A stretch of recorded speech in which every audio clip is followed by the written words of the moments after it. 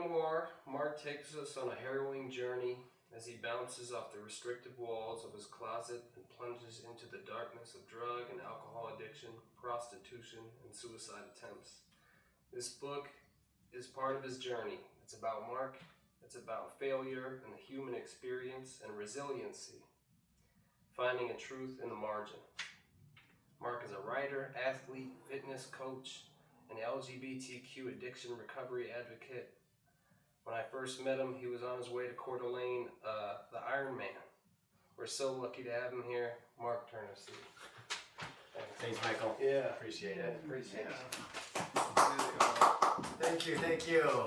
I appreciate your willingness to spend some time, and this is like a seriously special event for me because like coming back to Missoula, and you have no idea how much darkness in my mind this place continued to hold for me. Now, when I was here, I didn't necessarily feel like it was so dark, right?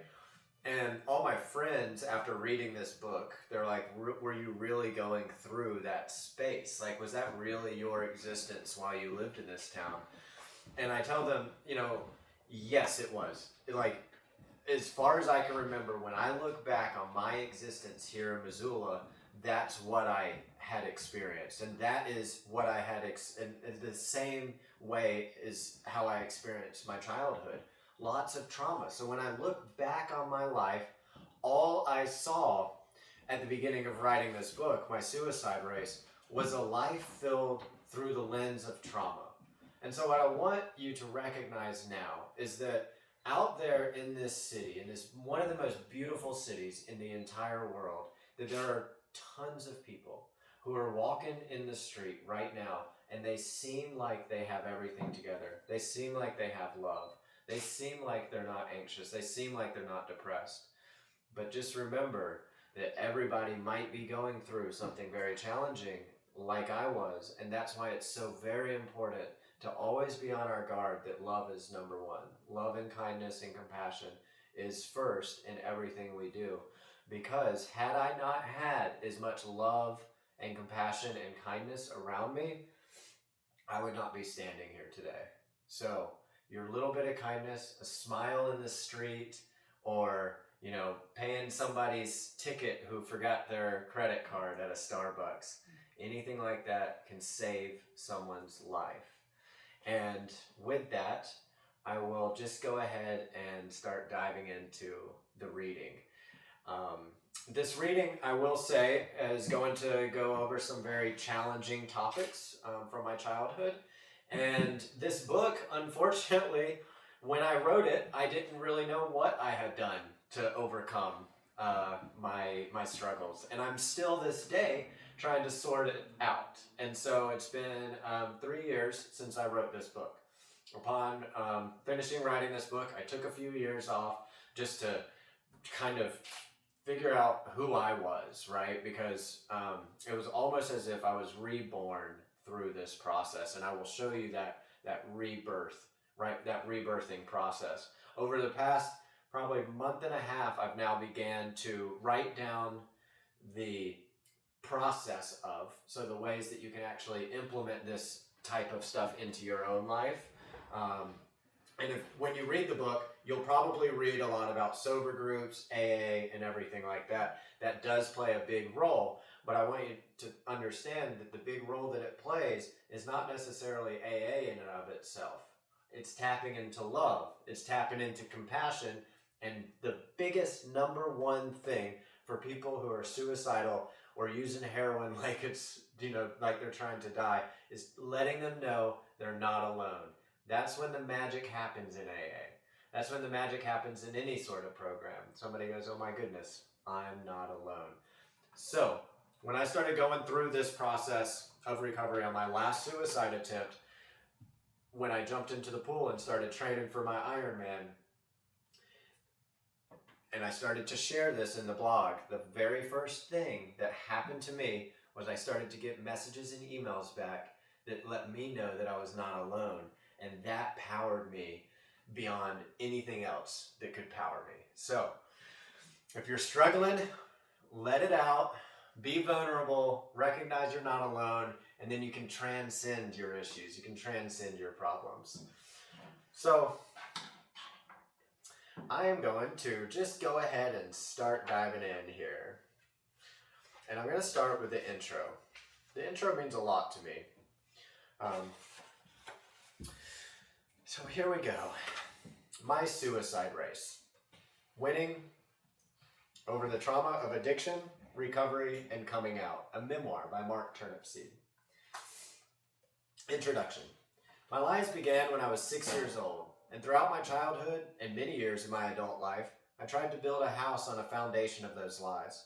So this book is for all the liars out there, especially the ones who think they have it all figured out. It's for the liars who think they are the shit and the ones who believe they're no good. It's for the family man or mother who doesn't believe their son looks up to them, and for the gay man or woman who thinks they can't tell the truth about who they are. It's for the people who love the liars and who have been hurt by those lies.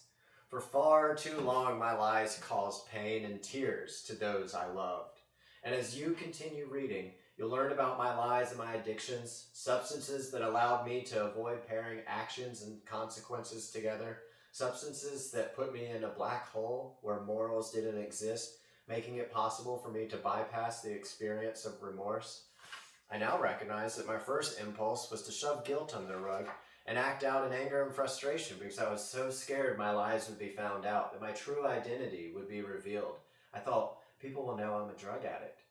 People will know I'm a thief. People will know I'm a hedonist. And the scariest of all, people will know I'm gay. Melody Beattie, one of my favorite authors, dissects the difference between guilt and shame in her book, The Art of Letting Go. She describes guilt as the feeling that what we did wasn't okay, but shame is the feeling that who we are isn't okay. So this who we are, this identity, was a very quick thing to settle into my life.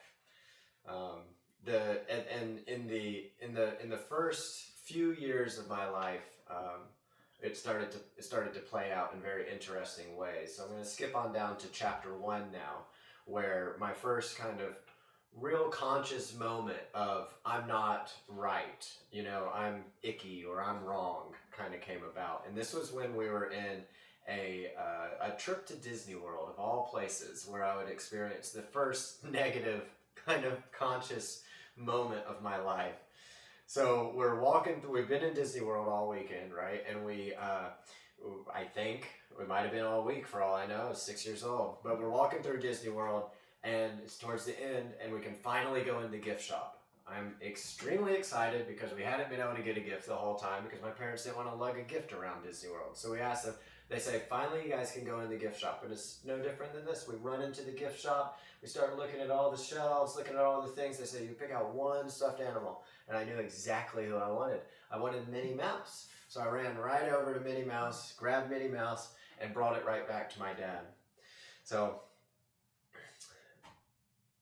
during the time, we walked through those hallowed grounds. We saw every Disney character imaginable. But it wasn't Mickey Mouse with his silly gestures, mouse tuxedo, and high-pitched voice who captured my imagination.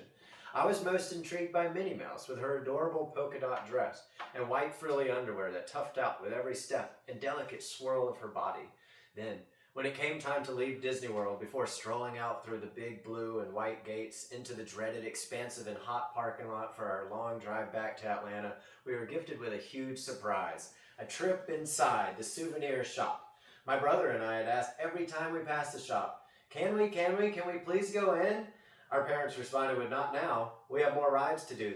The distraction tactics worked temporarily as we turned our attention away from the store. But when we finally got to go inside, boy, oh boy, was it worth the wait. There were toys, Legos, candy, and even blankets so that you could wrap your bed up with Disney World and never leave it, even when you were asleep. There were posters, cups, shirts, hats, and even costumes so that you could become your favorite character at home. But best of all, every Disney character was filled with stuffing and just waiting to be taken home as a new best friend. Before letting us loose, my father said, all right, boys, you have 30 minutes to pick out your favorite souvenir, but you only get one thing. Well, it didn't take me that long. Within a couple of strides, I was in the Minnie Mouse section. All I had to do was narrow down which dress I liked the best. After 5 minutes later, I walked up to my dad from behind, my head about even with his waist. I grabbed his hand. He turned his strong shoulders and he tilted his torso, looked down at me. I found the souvenir I want. My mother came out from around the corner where she had been looking at snow globes or something. I had held up a stuffed animal I was so proud of, the one I related to the most, my new best friend. My dad straightened his torso and my mom stood up erect as they looked at each other and laughed. In that instant, I became flushed, hot, and confused. Why were they laughing? At the same time, my brother Benjamin frolicked over with Goofy, all lanky and wobbly. When he saw Minnie Mouse in my hands, he laughed too. Mark, you can't get Minnie, you're a boy, he said. Seeing her baby cower in shame and confusion, my mother said, "Oh, hush." She crouched down in sympathy and put her arm around me. Mark, you sure can have Minnie, but can you tell me why you chose her and not Mickey? I didn't know what to say. I guess I just like her frilly white underwear, I answered timidly. They all giggled, and I felt even more ashamed. I couldn't figure out why they laughed at me or why it was wrong to feel like I did. And in fact, that would become a joke at every single Christmas and Thanksgiving for the rest of my life until I wrote this book.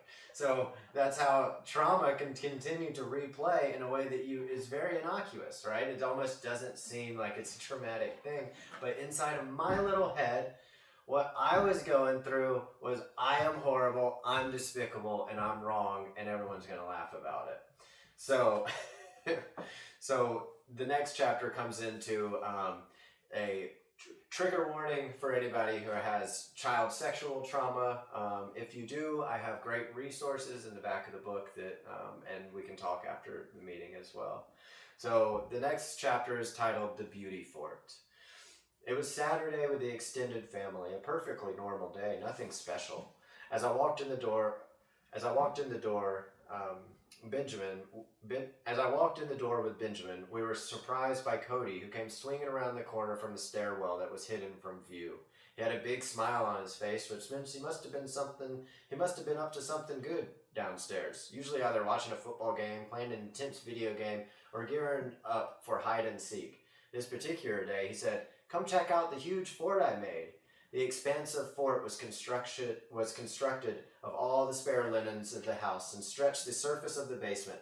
Underneath was a heaping pile of fresh laundry serving as our congregation spot when my brother and I crawled underneath. "Let's have a beauty contest," Cody suggested. "How are we going to have a beauty contest?" Benjamin asked. "We're all boys, and boys don't have beauty contests." We looked at each other, anticipating who would be the first to come up with a solution. I personally liked the idea, but I had no idea how I was supposed to be conducted. "We'll get Mark to try on my sister's underwear and rate him," Cody explained in an aha moment with a big smile on his awkward prepubescent face. A funny feeling developed in my stomach and I knew something wasn't quite right.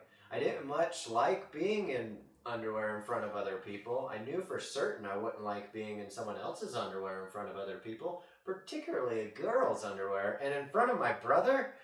"Okay, I guess I'll be the judge," Benjamin sheepishly agreed. Underneath the blanket, my heart began to throb wildly. I was excited, but I was also unsure about it all. After all, it had only been a week since my family had made fun of me for liking Minnie Mouse's underwear. As the two other boys left the confines of our blanket mansion so that I could change, I worried that I would be laughed at again. "I didn't really want to do this, guys," I forced out under my breath, lips pursed. "It's okay, Mark, we're just playing around," I heard through the blankets that were loosely draped overhead. "We won't tell anyone," Cody said. But then Benjamin appeared to become uncomfortable. "I think I'm going to go upstairs," he told Cody. Maybe he was trying not to appear like a spoil sport when he added, Tell me if he does it, and I'll have the final say on the rating." As I heard Benjamin's footsteps ascend the stairs, muscled by the carpet, my heart sank. He was 2.5 years older than me, and I looked up to him. He always protected me, and I knew if we were truly doing something wrong, he would stop me. At least this is what went through my head as he left me behind in the musty basement. But I went ahead and pulled my pants down. Then I slid a pair of panties up under my cold little legs. I looked down and felt wiggly, so I wiggled. I popped out of the fort and danced around laughing like I was performing. Then I dove back under the blankets and heard Cody laugh. "Oh my God, he did it!" Cody yelled up the stairs to where my brother had escaped. "Come watch, Benjamin, it's hilarious." I was already changing out of the first costume and into the next lace when I heard Benjamin say, "No, I think I'm going to stay up here. I don't think this is what we're supposed to be doing." Hearing that from my old brother made me a little bit nervous, but I had no luck making sense of what was happening. All I knew was it was fun. It was funny, so I popped out of the beauty fort again. This time with a smile, and was again met with laughter. Back again within the safety of the confines of the fort, I tried to catch my breath. Just then, Cody piped up, "Okay, now do it without the underwear." Fueled by momentum, I shouted, "Okay, when should I come out?" Then the countdown came. 3, 2, 1, showtime. A couple of moments later, after that moment, we got into the fort and he said, "Do you know what sex is, Mark?" "Isn't that what God told us not to do until we get married?" No, I saw my brother and his girlfriend doing it in the shower. We're supposed to practice before we get married so that we can make babies. It made sense to me. So I nodded my head, covering my privates with my hands under the warm red glow of the light shining through the plaid blanket fort. "Why don't you be the girl from the beauty contest? I'll be the boy behind the scenes, and we can practice too," he asked in an innocent tone. "Okay, what do I do?" So at a very early age, I was introduced to sex. And I was introduced to sex, in a fairly innocuous, really way of two, kids kind of learning how things operated. This happens more often than not. So I got into psychology later on and started to realize that sex abuse between family members doesn't have to occur from an uncle to another individual. It can actually occur from a traumatized sibling or a traumatized individual who could even be the same age, could even be younger than the person who's going through the actual abuse. In my case, my cousin was 2 years older than me. But we don't know why, but the grooming that he did created the same type of trauma, and the same type of trauma that I expressed as a child is the same type of trauma that I've seen as a person who worked with kids with trauma, that people who experience much harder, harsher lives than me had also experienced. And so there was this one kid I remember working with whose parents made him watch as they killed his brother and burnt him in a hole in the ground for a magic ritual ceremony. It was off somewhere in the backwoods of Montana. This kid was displaying some of the same instances of behavior malfeasance that I was experiencing as a kid. And it was in that moment when I recognized this as a mental health provider that, wait a second. So what I'm seeing right now is the relativity of trauma, right? And that means that no matter what you've gone through, if you think that your trauma is not significant, then recheck yourself. It's just as significant. Your trauma, if you have been in a car wreck, is just as significant as if you grew up in Baghdad and the buildings are blowing up. It's just as significant, and you need to value your trauma. You need to value it so that you can appreciate it, so that you can stand up to it. So I unfortunately was not able to value that trauma. I was not able to step into it. And now we're lucky enough to have a culture that's starting to open up, right? So parents, when kids come to them with these issues, the parents are able to have more answers with, at least in our country, answers with a little bit more understanding and compassion, right? At that time, we didn't really have that. So instead, what I ended up developing was a skill that most people with trauma have. And since all of us have a little bit of trauma, we're all really good at lying about who we are and what we're feeling inside. And that's only because of trauma. There's no reason for me to tell you that I'm not having a good day when I'm not having a good day, right? I should just tell you. The only reason why I'm not going to tell you is because I'm so scared that it's somehow going to instigate some sort of trauma or discomfort in my life. We got to get over that because we're all in this together. But what ended up happening, I developed a great ability to lie. So this next chapter is my first lie. If only I knew what to ask her, I thought, as our minivan bounced up and down the 500-mile stretch of the concrete highway between Atlanta, Georgia, and our beach house. Thump, thump, thump, thump. I contemplated how to come forth with the dreadfully difficult news. Finally, the steam reached the lid. My anxiety made my face hot and my stomach turned, and I blurted out, "Mom," with a worried tone, like I had just seen a crime scene take place on the street. She glanced over to me quickly, while somehow talking smoothly and slowly. Her movements and mannerisms were always so controlled, so majestic, light, and beautifully orchestrated, with such poise that it was like watching a ballet. "What is it, my dear?" A long, uneasy pause followed. I slumped down into the front seat of the car. This was before it was illegal for a 6-year-old to ride in the front. I debated myself. Do I tell her? Well, it's kind of too late to tell her. I couldn't think of anything to say, but what had been burning a hole through my skull. So it just came bubbling out. How do you get AIDS? Crap. The cat was out of the bag. My mom knew everything. When my brother and I misbehaved in the back seat of the car, she'd say things like, "You know, boys, I have eyes in the back of my head." And I believed her. She seemed to always catch anything uncouth before injury or poor manners occurred. I had reason to believe that in just asking a question like this, I was totally transparent. In my mind, she must already know that I had sex done to me. My fear continued to bubble. AIDS? She suddenly smirked a little bit, giving me an ever so slight tinge of relief. But I knew such questions could ultimately bring out something I wasn't entirely ready to share. AIDS was still new and just becoming a very popular topic around Atlanta. My mother avoided the question, not necessarily because she was uncomfortable with the topic, but because she wanted someone to blame for her little boy's fear. Was this because of that damn TV? No, Mom, I hissed back. Then why does someone your age need to know?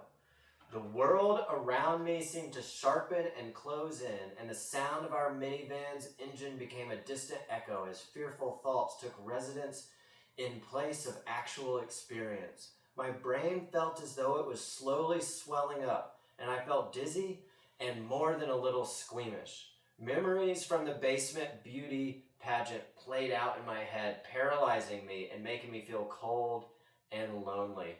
I no longer felt comfortable and secure around my mother. I had lost her as my safety net. I was on my own, curiously and fearfully speechless. I had never been so alone. But I knew rather quickly that this was a solace to me, a new home, a new form of freedom that would keep me safe. My mind calmed down as a little lie came to me and slid from my lips, innocently cutting through time and becoming a new habit. My first lie. "Oh, I was just wondering how someone like Magic Johnson got AIDS," was my reply. And that completely diverted the conversation away from me, away from the trauma that I had done, so that my trauma could sit in there like a little seed and begin to fester throughout my childhood and into my teenagehood and into every way that I saw my life. In this, I'm going to skip now into chapter 7, where this is another very common theme that people with trauma have is, I'm not enough, or I just don't fit in. Anywhere I go, I just don't fit in. That's the way I've always felt. I've never felt like I fit in anywhere. My face went hot and my head felt like a balloon ready to pop. Oh, that's not where I was going to start. One school day in the boys' bathroom, I discovered how to use mischief to completely divert the pressure I was feeling inside. While the boys were playing joking about queers and stuff, I decided to take shit out of the toilet and smear it all over the wall. The shock of this rippled through the jokesters in the bathroom, immediately prompting a change of subject as their laughter echoed down the school's hallway. From then on, I was labeled a class clown. Ultimately, I was just willing to go to any extreme to achieve a diversion from the clashing that was inside of my soul. Believing that my secrets would be found out led me to do extraordinary things. These actions often hurt others and typically cast me aside in a negative light that I didn't intend. But I was willing to suffer the consequences as long as my secrets lost their potency. As time went on, I felt I had to hide more and more. I had a friend whose mother was dead and whose father left copies of Penthouse magazine beside the toilet in their house. Playboy never did it for me from a very early age. I only liked porn if there was a guy in it. One night when we were between 6 and 7 years old, his father, who had messed up his own life in ways, left us alone in the house for the evening. We found some of his dad's porn videos and watched. Afterwards, we invited his younger brother upstairs for a game of truth and dare, but there was one rule to join the game: no one was allowed to wear clothes. We only engaged in the slightest sexual play, but it was more joking than curious. But it only added to my uncertainty about AIDS, and it extended the depths of the closet where I hid my true self. Even though no one would know unless we had said something, I still felt the urgency to do something drastic to hide the incident. So I crossed an unheard of first grade boundary. The elementary school cafeteria was large enough to hold the entire student body. Everyone was enjoying their food and conversations, while I sat there with my head feeling hot and inflated like it did when I had become stressed, like when I was in the car with my mother. I was sitting across from a girl named Lauren, who was beautiful and new to the school, and I was thrilled to be sitting across from her because I could tell the other boys envied my proximity. I noticed the boys looking down the long island of cafeteria tables, peering over cardboard juice boxes and plastic Lunchables, their grins suggesting to me that it was time I make a move. I thought if I didn't, I might as well admit that I liked boys. So, once the heat inside my little beating heart became unbearable, I looked Lauren dead in the eyes, running out of time to make my mark in terms of first grade masculinity. I said hello, and in a way that suggested I had much more to say. Hey, Lauren. She paused as she put down her peanut butter and jelly sandwich and softly wiped her smooth lips. Oh, yeah. Can I ask you something? Slid out of my quivering lips. Sure, she said, looking up and down the table nervously and taking in the thrill of the expectant eyes from my curious classmates. As Lauren blushed, the boys waited in anticipation for my question to come out. Will you have sex with me after school? What? She grasped as she pushed her hands against the cafeteria table and arched her back. All eyes were on us as the cafeteria went completely silent. No one wanted to miss a moment of this. I had done it again, going as far as possible to shock everyone. Did you just ask if I'll have sex with you? I barely know what that means. But I didn't have any remorse. I felt accomplished. There was no way anyone would even believe if my secret had been told. Girls. Why haven't I ever thought of girls? They were the perfect out.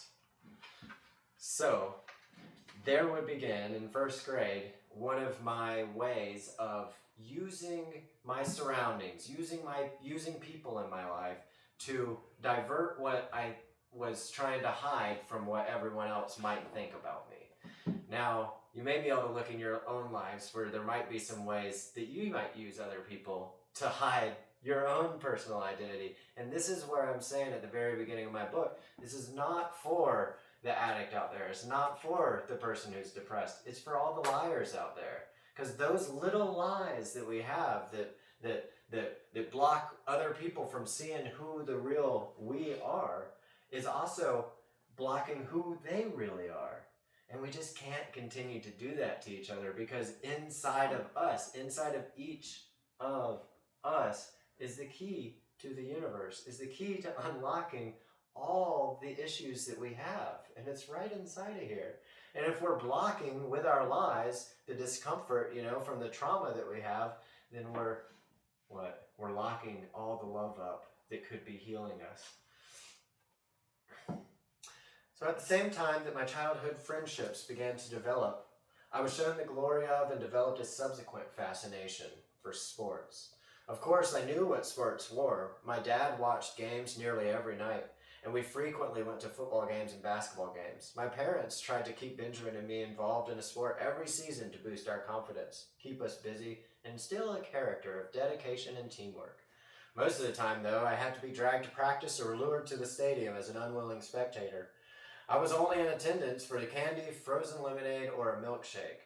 I was on a Little League teams where I developed my first crushes, but I was horrible at baseball. There was too much time for my mind to wander to the attractive guys on my own team or the other team. I put on a misleading front by talking about the game and acting excited about the game, but I never really felt part of the team until I played football. Both playing and watching football were different for me. Everyone looks the same and does the same thing and throughout the game. It's a rather impersonal sport, and I was good at it. After the games, however, I just felt left out and different as I did in the other sports that I had played. My true introduction to the sport would come in 1996 through the beautiful, spectacular model of human potential, the Olympics. And they fascinated me and allowed me to see athletes as something other than sexual beings. This would become a theme in my life that would be very hard for me to get out of for a long time, is seeing people beyond sex and seeing myself beyond just a sexual being. The city spent in excess of $2 billion on the Olympics, redesigning a baseball stadium and changing the entire Atlanta. Michael Irvin, a famous wide receiver for the Dallas Cowboys, wore mink coats flashier than Lady Gaga's entire wardrobe. He even wore them to sports interviews. Dennis Rodman tattooed every part of himself. Huge golden rings from each ear, his lips, and his eyes, and he dressed like a bride for no particular reason. Mike Tyson had a tattoo covering his face, and there was Michael Johnson running in his golden shoes, making every stride seem royal and earth-shattering. Everyone in every institution went above and beyond for the sake of sport entertainment. And it just seemed to me like some way that I could get out.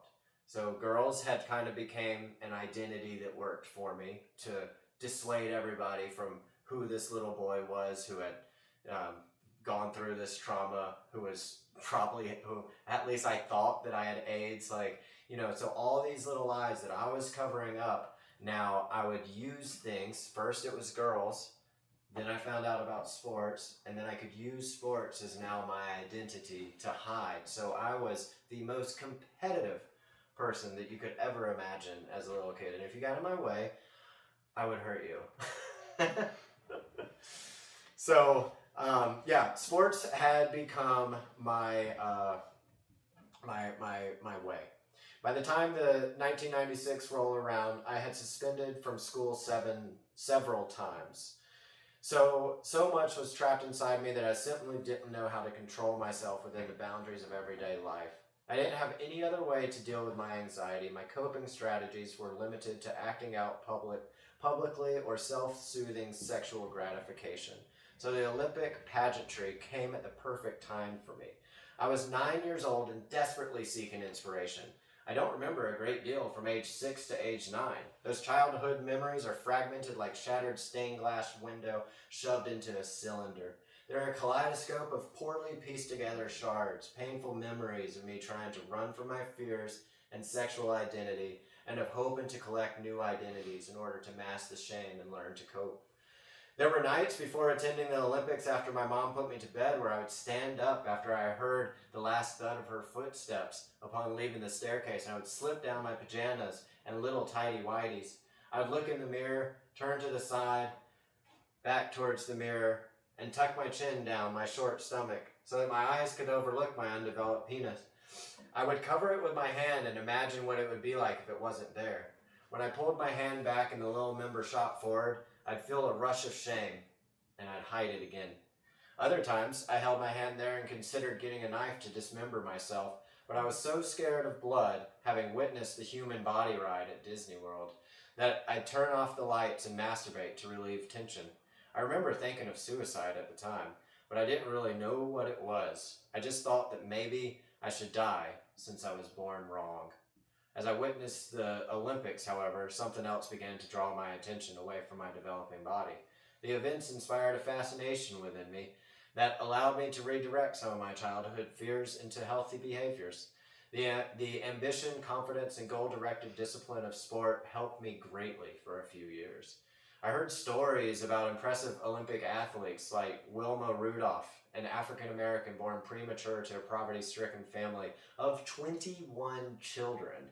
She suffered from polio as a child, which paralyzed her, and she wore leg braces until she was 9. She overcame this crippling disease, learned to run, and took 3 gold track and field medals in 1960 Olympics. Another athlete, Scott Hamilton, was diagnosed with cystic fibrosis, only to become an ice skating superstar.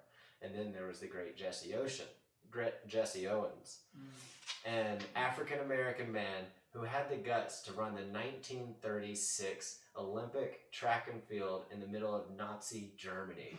While everyone in the stands looked down on him for being a lesser human being, he took the gold medal, showing them that he was not their equal, he was better.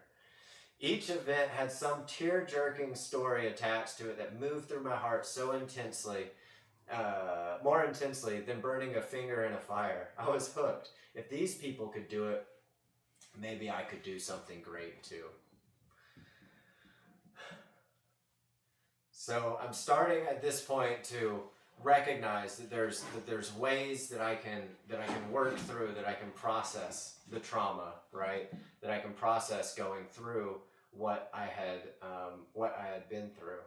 But it was, and we're kind of running out of a little bit of time, so I'm going to skip a couple of chapters here, because what ended up happening, and I'll spare you some of the details because we all know how this actually plays out, right?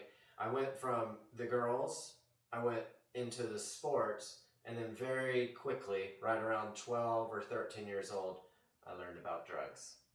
And then my whole identity, I did the same exact thing that I did with the girls, with the sports, and now I was doing it with the drugs. Drugs became my full identity. It became everything that I cared about. I wanted to be like Jim Morrison, so I started writing a whole bunch of poetry, getting really high, and doing every single drug that I could possibly do. And that would lead me obviously to dropping out of high school and everything like that. So then I would end up in youth rehab, and at youth rehab I would go through a lot of wild stuff. But one in particular was I went through some conversion therapy type stuff, and I went through an exorcism where I was pinned to the bed, largely because of the strict therapeutic boarding school that I was at, and because I had just came out of the closet kind of at that point. I had already been kicked out of the strict therapeutic boarding school, thrown out of a wilderness camp for troubled teens, and expelled from my home in Georgia after kidnapping my girlfriend and attempting to flee to the beach. I so badly needed people to finally just give up on me so that I could just be what I saw in myself. So when I was back at Affinity was the youth home that I would end up going through the exorcism at. I stole pain medication and got in a lot of trouble. Then an angel came into my life at Affinity, and his name was Ryan. I had been there a little over a year when he arrived. He came in shy, he was cute, and he seemed innocent. Tradition held that upon a minute, a newcomer would share a little bit of their story. Ryan was open. He was a book worth reading, and it was written in large print. He didn't try to act cool. His story wasn't long like most of the kids at rehab, though. Rather, he wrapped everything up in a couple of short sentences. Well, my parents sent me here because I'm gay. We all looked around at each other, and we were just like, what? Because literally everybody had these stories that went on for like a whole book, right? But he just came in and said, I'm here because I'm gay. And when he did, I saw another man. This was the first, so I'm 16 years old at the time. Now I'm probably 17 years old at the time. This is the first time I've ever heard anyone say they're gay. Ever. So this just goes to show how much different this day and age is already for kids that we're having now, right? Because I had really never. So when I saw that, I was just dumbfounded. They sent me here because they couldn't handle raising a boy who was gay.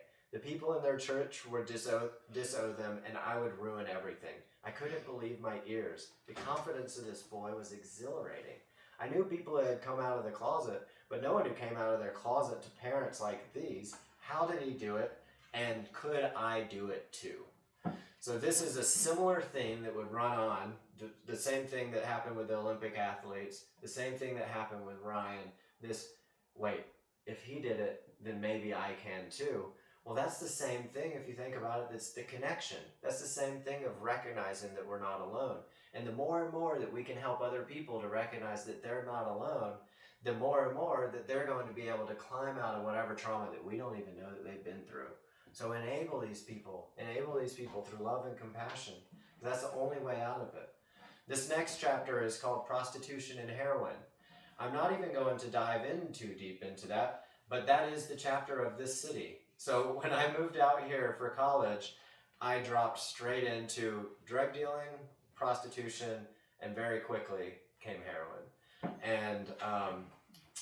And then my life would just kind of spiral out of control from there. I recognized eventually that heroin was really just every single time that I was doing it, every single time that I was shooting up. And I've visited a couple of those bathrooms since I was just riding over at the break, and that was one of my favorite places to go because I could get the little hot water and I could go in the little bathroom, shoot up, and come out, and the whole world would be completely different.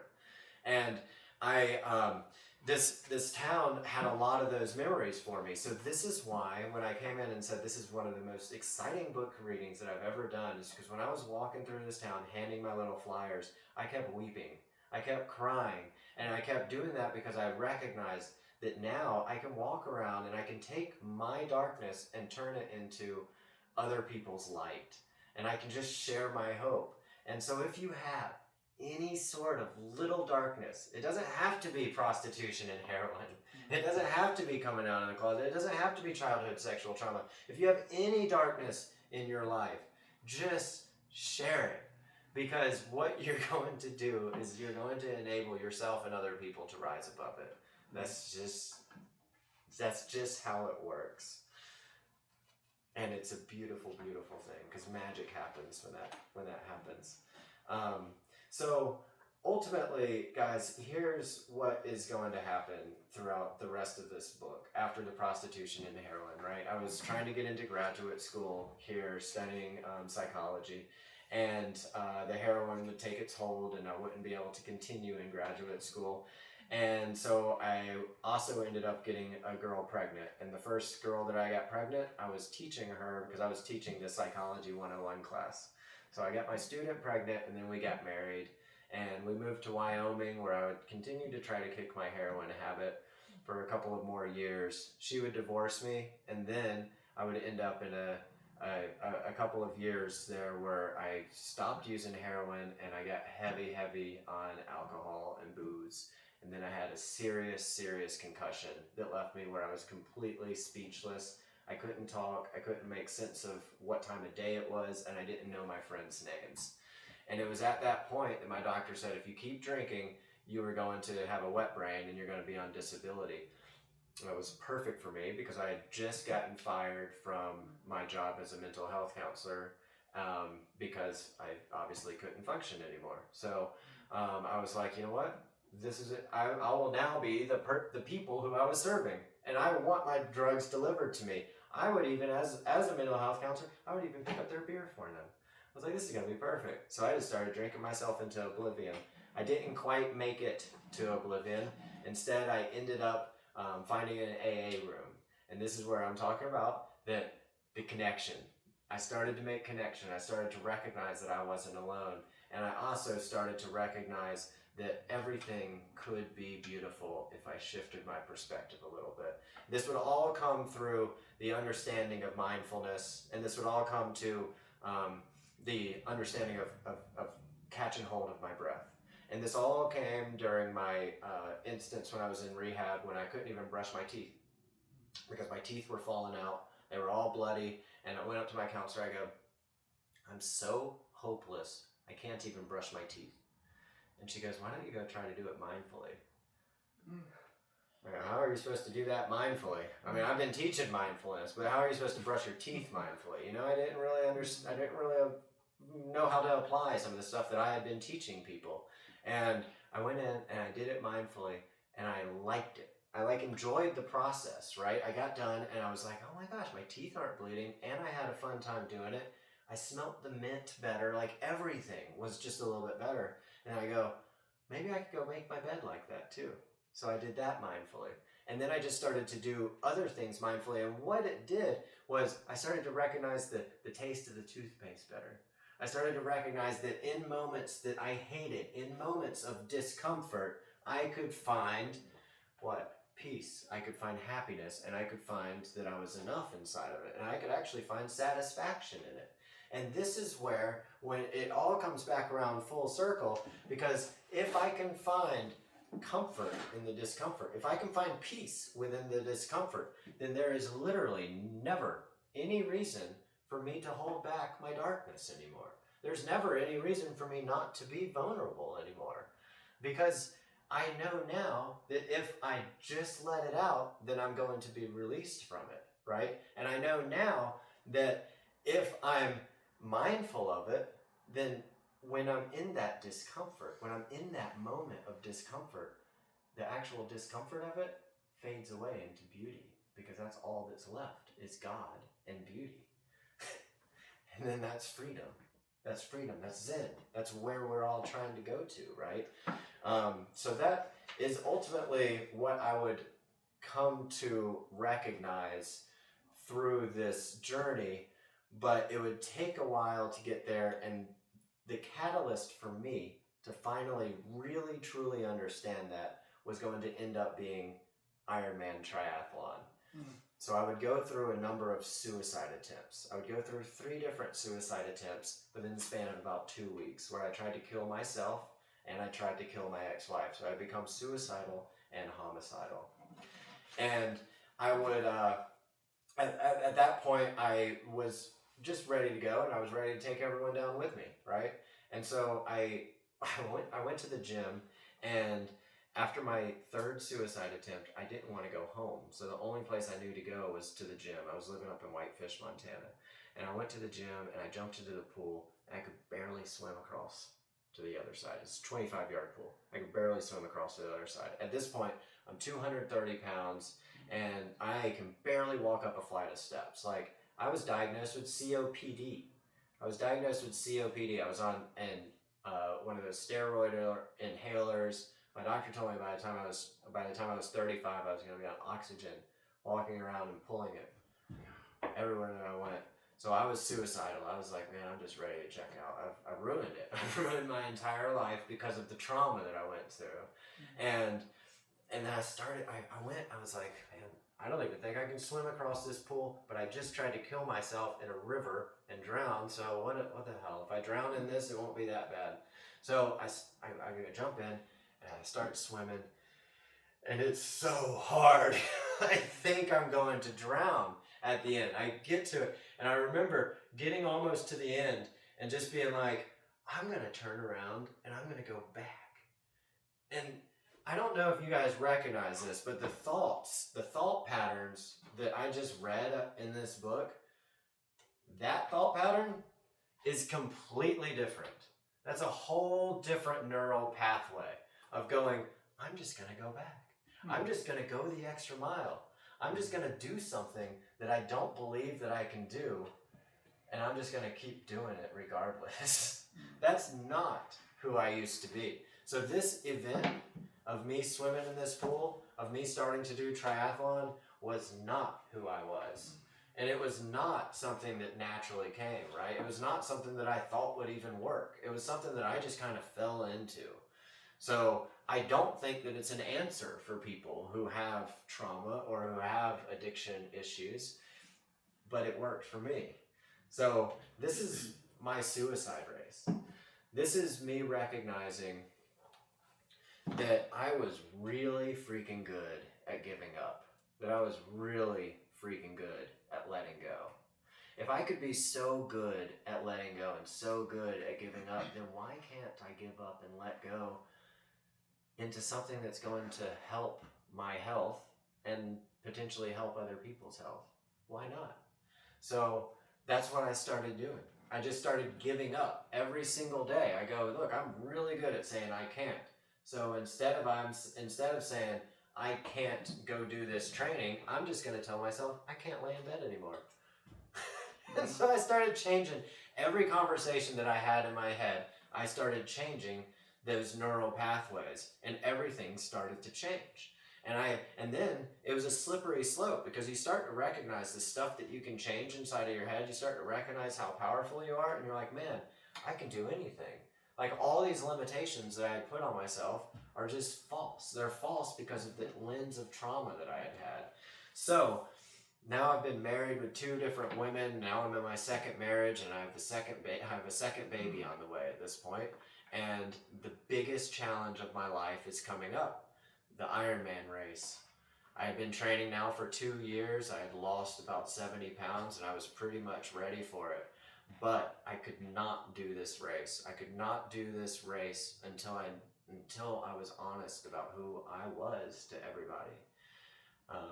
Unfortunately, I wasn't able to do that before the race. But I was able to do that inside of my own head. I was able to go, you know what?